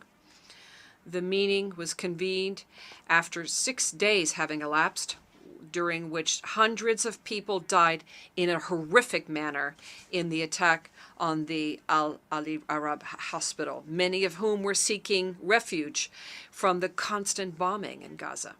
Today, to date, more than 9,700 people have died, more than 21,000 have been wounded, and more than 1.4 million people have been displaced. These tragic numbers and events have done nothing more than increase with every hour that goes by, exacerbated by the events of recent days around the world. People have been following the development of this conflict with incredulity, frustration, and anguish. Many ask themselves, where is the United Nations? Where are the bodies that were created to protect the rights of thousands of people, especially those groups that are the most vulnerable?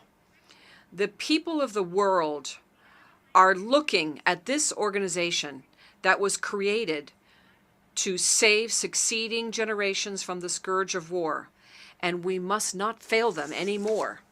Rather than adopt resolutions that are legally binding with concrete mandates to put a stop to the fire, the Security Council has seen itself wrapped up in a vicious cycle of the presentation of resolutions and meetings and vetoes that do nothing more than undermine the little credibility that this body enjoyed before the resurgence of the conflict. Nothing, and I repeat, nothing, justifies the inaction of the United Nations given the human suffering that we have witnessed in recent weeks.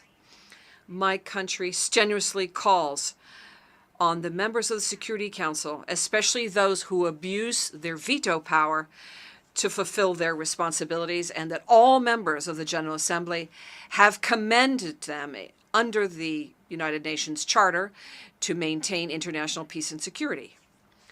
We urge that a stop be put to thinking under the shadow of individual particular interests, and that action be taken in keeping with the well-being of all humanity. This assembly has played its role, and its message was clear. The majority of states represented in this organization condemn all acts of violence aimed at Palestinian and Israeli civilians and ask for an immediate humanitarian truce, which is lasting and sustained, and that would lead to a cessation of hostilities. The Security Council then needs to listen to this call and take immediate action. Mr. President, my country is asking for an immediate and unconditional ceasefire.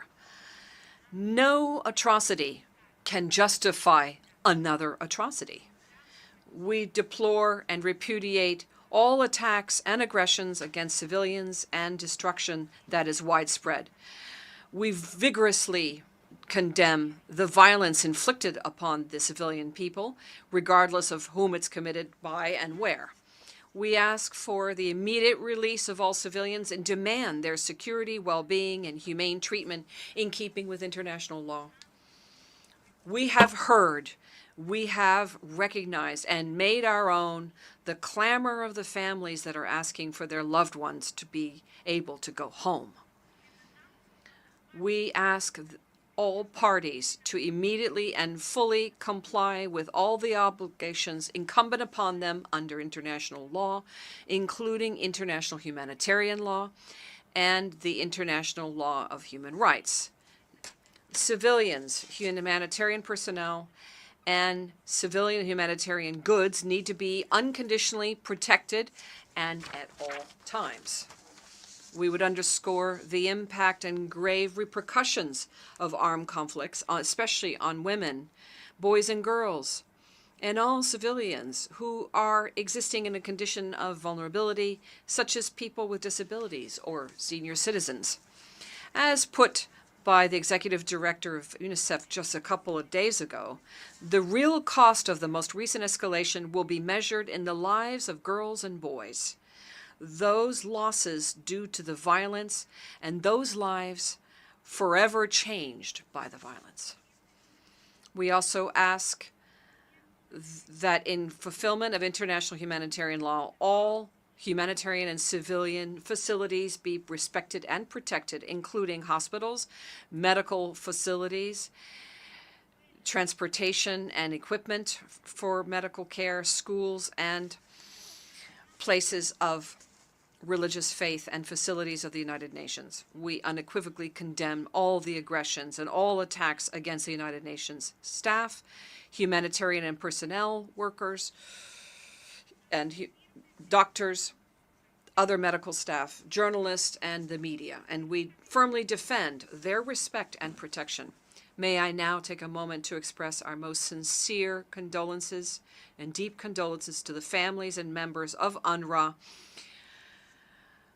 for the Palestinian refugees and all the humanitarian organizations that have suffered losses in this conflict. We pay tribute and we honor the memory of all the women and men who have lost their lives, protecting the rights and the dignity of the civilian population in the region. May I also express our deep admiration of UNRWA, which, despite the fact that is in a situation of chronic underfunding, it has spared no efforts to save the lives and safeguard the lives of the civilians in Gaza. We ask that the financial gap of the body be urgently addressed to provide humanitarian assistance, maintain basic services, and pay UNRWA staff. Mr. President, humanitarian access must immediately, fully, sustain, and safely be facilitated without any restrictions so that essential services and supplies can reach all the civilians in the Gaza Strip. This should not be limited just to water, food, medical supplies, fuel, and electricity. We would underscore the imperative need under international humanitarian law to guarantee that the civilians not be deprived of what they need for their survival. We ask that to that end, immediately and effectively humanitarian corridors be established with full protection and other initiatives be taken to facilitate the delivery of assistance to civilians. Mr. President, my country firmly rejects any forced attempt to move the civilian Palestinian population, and in this regard we request a cancellation of the order that Palestinians, UN staff, humanitarian workers, or medical staff evacuate the zone north of the Gaza Strip. We reiterate that measures must be adopted that are adequate to guarantee the safety and well-being of civilians and their protection, especially girls and boys, and allow for their displacement in conditions of security. Mr. President, El Salvador joins the call of all parties to all parties that they act with a maximum amount of moderation. Today, that's more important than ever in order to prevent a further destabilization of the region and further escalation of violence in the region. We all have a responsibility in this regard. We ask the parties, especially those that have influence on the parties, to work urgently to that end. We highlight the need to guarantee accountability for the uncountable number of victims in this conflict. Investigations need to be undertaken that are independent and transparent under international norms and in keeping with them. It is necessary to put an end to impunity, guarantee justice, and prevent further violations. Mr. President, we recall here that a lasting solution to this conflict can only be achieved through peaceful means and with the will of the parties, based on each and every resolution of the Security Council and of this General Assembly. We recall that the United Nations, under the resolutions adopted by this General Assembly, have an ongoing responsibility with regard to the Palestinian question until it is settled in all aspects. We recall that achieving a lasting, fair, and general settlement of this question is indispensable in order to bring about peace and stability in the Middle East. We urge the international community to redouble its efforts and coordinate efforts geared to restoring the political horizon and to promoting and expediting a fair, lasting, and peaceful solution to the conflict. What is required with urgency is a collective effort to begin talks on the peace process in the Middle East. Mr. President, El Salvador wishes for this special session of the General Assembly to be the beginning of a process that would lead to the so desired peace in the region. It is in our hands to return hope to people, the hope that they placed in this organization. Thank you. I thank the distinguished representative of El Salvador, and now I give the floor to the distinguished representative of Panama.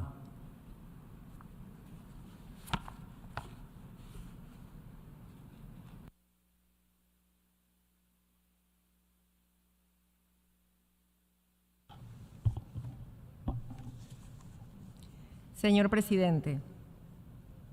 Mr. President, Panama reiterates its vigorous condemnation of the terrorist attacks and the violence perpetrated by Hamas against Israeli civilians last October.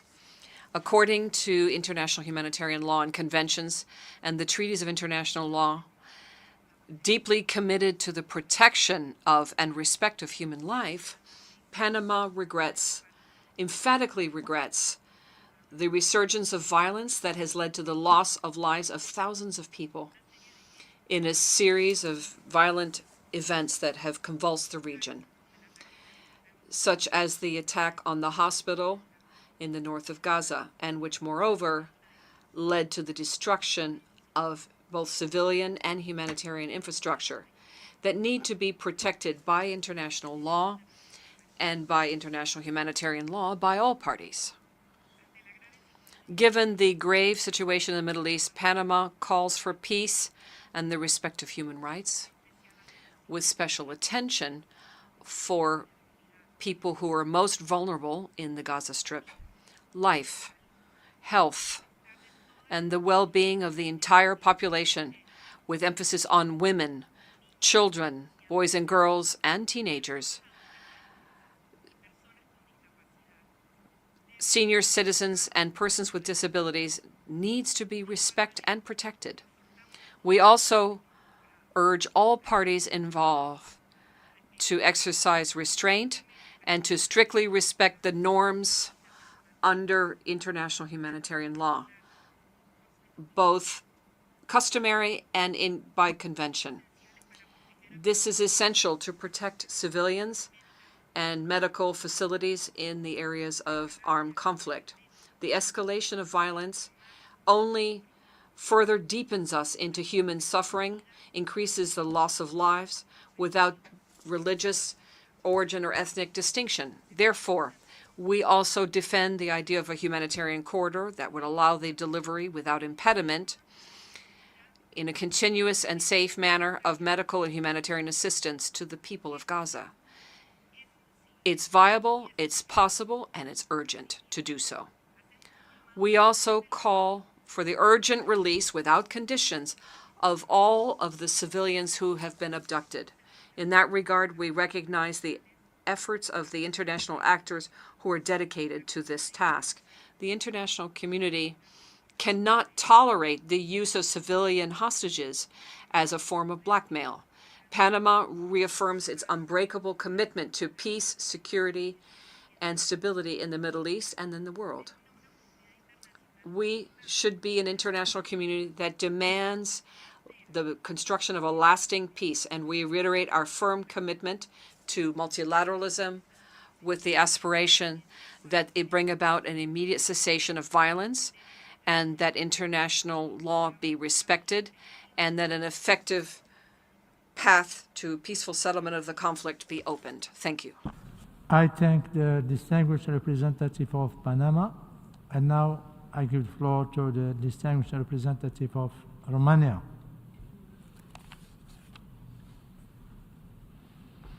Mr. President, we are faced with a very serious crisis in the Middle East, and it is paramount to address the unfolding humanitarian situation, to save lives, and to facilitate solutions to avoid regional escalation. At the 10th General Assembly Emergency Special Session, we meet to defend the principles and norms of the UN Charter and to reaffirm that there is no justification for terrorism anywhere and anytime, nor for loss of lives of any kind. Romania condemns in the strongest possible terms the indiscriminate and atrocious terrorist attacks committed by Hamas across Israel, starting with October 7th, 2023. Each country has the right to defend itself and its citizens against terrorism, Israel included, in line with international law. We are profoundly shocked by the large amount of lost lives of Israeli and Palestinian alike, and our thoughts are with all the innocent victims of the conflict. Romania is one of the countries that mourns the loss of 5 dual nationals.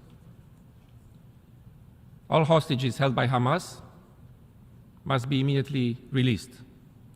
We acknowledge the work undertaken by international partners in releasing them. As one of the countries that has dual nationals held hostage, we hope the work in releasing them will continue. Hamas does not represent the Palestinian people. On the contrary, it acts against their aspirations by harming the Palestinian cause and the prospects of the two-state solution. My delegation reiterates the call to make a clear distinction between the justified and legitimate Palestinian expectations and demarches, which should be only addressed as part of a political process, and the terrorist attacks of Hamas, which are harming, in the end, Palestinian lives and the Palestinian future.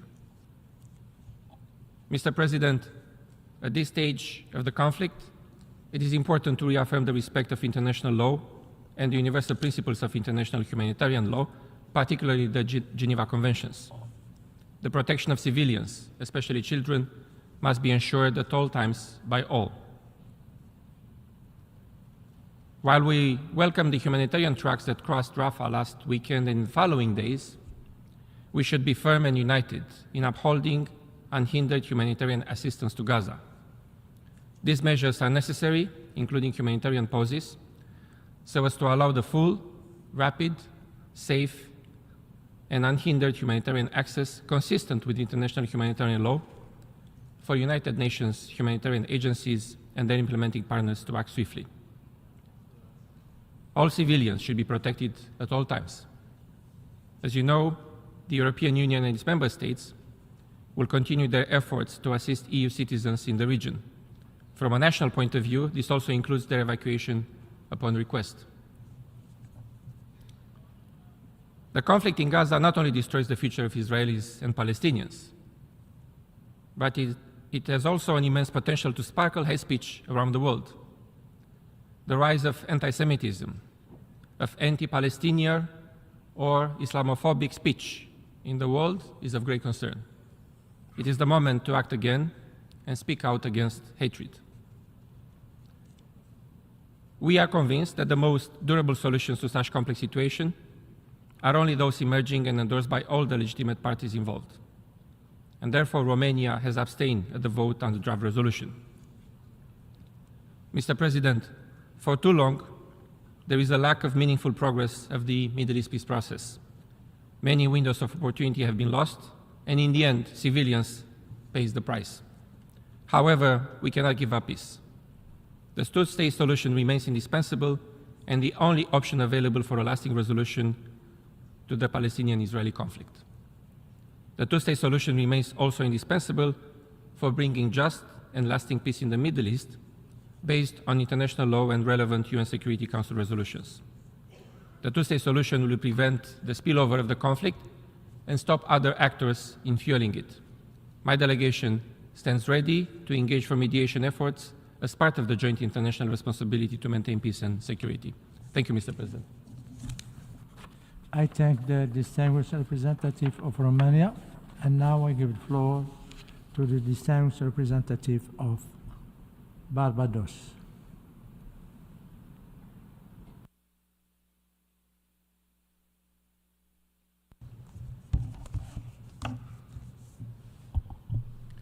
Mr. President, Barbados associates itself with the statement delivered by Jamaica on behalf of the Caribbean community during this session, as well as with the CARICOM statement of 9 October 2023. Barbados condemns the heinous terrorist attacks perpetrated on Israel on October 7th, 2023, which caused over 1,000 to lose their lives and hundreds to be taken hostage, including women and children. Those responsible for these devastating violent acts must be brought to account. We express our alarm at the deteriorating situation in the Middle East and our deep concern for the safety and security of the people of Israel and Palestine. The conflict between Israel and Hamas in Gaza threatens to spill over to the entire Middle East, with catastrophic results for the people of that region, for global peace, and for the already fragile multilateral order. If this conflict continues unabated, it will also have devastating impacts on vulnerable populations everywhere. The international community of states and their peoples must therefore unite and prevent the situation from any further deterioration. The UN Security Council must act urgently and in unison. In this regard, Barbados welcomes the adoption on Friday, 27 October, by our Assembly of a resolution which called for an immediate, durable, and sustained humanitarian truce leading to a cessation of hostilities. This was an important signal by the global community. Barbados voted in favor of that resolution because of its clear call for the protection of all civilians and the release of hostages, for the respect of international law, and for the need to find a lasting solution to the Israeli-Palestinian conflict on the basis of a two-state solution. Barbados also supported Canada's proposed amendment because it clearly identified those responsible for the terrorist attacks of the 7th of October on Israel. These points are all in accordance with Barbados's views on the situation as set out in our statement of 24 October. Mr. President, an immediate humanitarian ceasefire, as called for by many and by the UN Secretary General, is now essential in order to ensure the protection of the lives and well-being of the innocent civilians of Israel and Gaza. Any aerial bombardment in Gaza, an area smaller than my own country, but with 7 times our population, is bound to have devastating effects on civilians. The death of thousands of Palestinians in these last weeks bears grim testimony to this. Barbados further calls for the immediate unconditional release of all hostages and the provision of humanitarian assistance in all its dimensions to the people of Gaza. I also wish to express Barbados's support and appreciation for the remarkable work and terrible sacrifices of the UN staff on the ground. We commend the Secretary General and his teams for their effort to provide relief and to find a path to peace. Since joining the United Nations upon our independence in 1966, Barbados has always supported a two-state solution, recognizing the rights of the people of both Israel and Palestine to their own state. The international community must now urgently agree and take action to ensure that the Palestinian people can exercise their right to self-determination in an independent, internationally recognized state in accordance with international law. A sustainable peace must be the world's singular focus, and it is only with dialogue that this can be achieved. I thank you.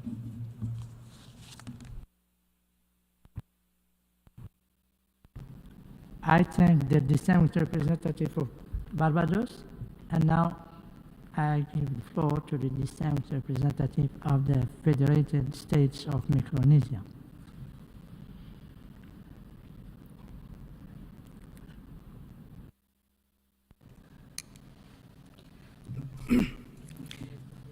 Thank you, Mr. President.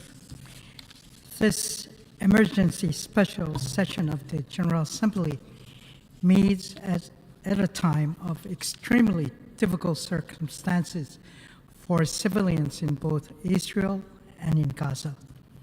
This august body, every one of us, must do its utmost to address and prevent this crisis, an already volatile situation, from spreading. Mr. President, now more than ever, it is important for this General Assembly to stand against the terror of Hamas and condemn unequivocally the abhorrent and despicable acts of October 7th against civilians and the State of Israel. Many of the victims were women, children, and the elderly. The heinous and brutal acts of Hamas and any other terrorist groups deserves this Assembly's condemnation and should never be tolerated. Terrorist attacks anywhere on anyone should not be condoned and are not justifiable. Neither is it justifiable for terrorists to use schools, hospitals, and innocent Palestinians as human shields. Micronesia stands with any state to defend itself from terrorist acts, and we support Israel's right to defend its territory and its people. It is not only a right under the Charter, the UN Charter, it is the obligation of any sovereign country. Mr. President, on behalf of my country, I express our heartfelt condolences to the families who lost loved ones. We call for the immediate unconditional release of the hostages held by Hamas and want both sides to respect international humanitarian law. We are grateful to those countries that are working tirelessly to save and protect civilian lives, Israelis and Palestinians alike. Any civilian's life lost is a tragedy. Mr. President, peace and security of the entire Middle East are under threat, and the risk of the crisis expanding within and beyond the region is very real. The international community and the United Nations must redouble efforts to bring back the peace process, a durable solution with two people, Israelis and Palestinians, two democratic states living side by side in peace, security, and dignity within mutually recognized borders is necessary for a lasting peace. I thank you, Mr. President. I thank the distinguished representative of the Federated States of Micronesia. And now I give the floor to the distinguished representative of Papua New Guinea.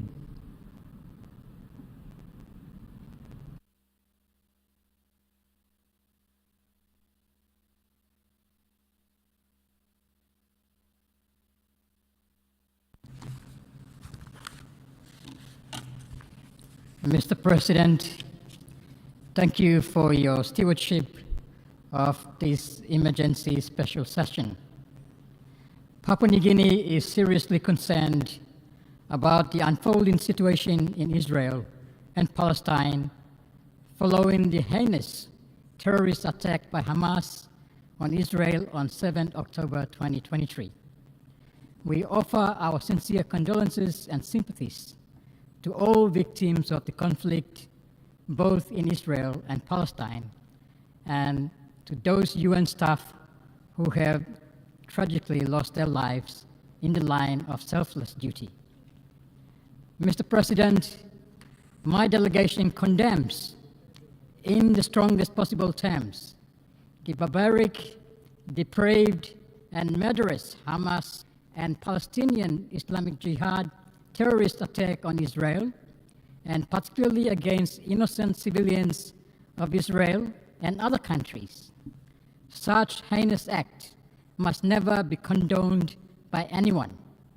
This is why we also supported the Canadian draft amendment on Resolution A/ES 10/L.26, which in our view is important. The kidnapping and taking of hostages of Israeli and other countries' citizens, predominantly civilians, including children, the elderly, and women, by Hamas and the Palestinian Islamic Jihad terrorists, is also condemned in the strongest possible terms by my delegation.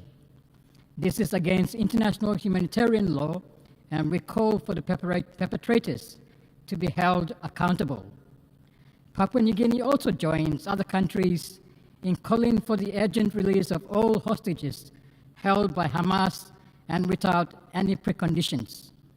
We welcome the release of those who have been released thus far, and urge for the rest held against their will to be freed from abduction and captivity. All lives matter, and all measures are needed to protect civilians and their assets by the conflicting parties. We call on Hamas to not use civilians as human shield. Mr. President, acts of such heinous nature perpetrated by Hamas and such other groups, including Hezbollah, must be designated by the Security Council as terrorist groups that deserve to be dealt with in a similar manner as Al-Qaeda and ISIS. Mr. President, Papua New Guinea stands in solidarity with the State of Israel and unequivocally recognizes Israel's right to self-defense under international law. In the exercise of the right to self-defense, we also recognize the importance of proportionality and distinction as provided for under international humanitarian law. Papua New Guinea also strongly supports Israel's rightful existence as a nation and strongly condemns parties, including terrorists and terrorist organizations who are opposed to Israel's statehood. Mr. President, the evolving situation in Israel and Palestine has potential serious implications for peace and security and imperials, lives and livelihoods, not only for the parties to the conflict, but also for the wider Middle East region and beyond. The international community must work with all concerned parties in good faith and mutual respect to urgently de-escalate the situation and restore peace and security, which violate the United Nations Charter and all norms of international law, and that are clearly geared to depriving all of the Venezuelan people from their means of subsistence. We await with interest the quick beginning of investigation into the case called the Venezuelan case. Despite our clear and manifest commitment to the Rome Statutes and the principles contained therein, and our actions of 3 years and our growing collaboration with the Karinkan office, despite all of that, we have to recognize that, as is natural, on some occasions there have been some discrepancies with the vision of the court or the prosecutor of the court when it adopted some of its decisions. However, that has not prevented us from continuing to cooperate and communicate in a fluid manner with the court. To the contrary, throughout the last few years, we have been strengthening our dialogue with the prosecutor's office of the ICC, and based on the recent signing in June of a memorandum of understanding by which we establish a framework for opening an office of the prosecutor of the court in our country to provide technical assistance and to support the Venezuelan legislative efforts, which are geared to establishing the truth and providing justice. Mr. President, the Bolivarian Republic of Venezuela, on the 14th of August 2023, at the Appeals Court of the International Criminal Court, presented the basis of its case with regard to its appealing the preliminary findings, and through which was authorized a resumption of the investigation in the case called Venezuela 1. In the appeal, my country argued that on the 27th of June of 2023, there were errors in fact and in law in the report and the findings, misinterpreting international law and the Rome Statute, and therefore the result was contrary to justice and truth. With the presentation of our appeal, my country hopes that attachment will be shown to international law. According with our national constitution, Venezuela is a democratic and social state of law and justice. We therefore demand respect of our constitutional system of justice, and we also take this opportunity to recall that since at least 2018, we have been denouncing the process that was begun by a group of countries before the court, which is clearly politically motivated and can be inscribed in the strategy of trying to bring about a regime change. It involves foreign intervention in Venezuelan affairs based on false accusations and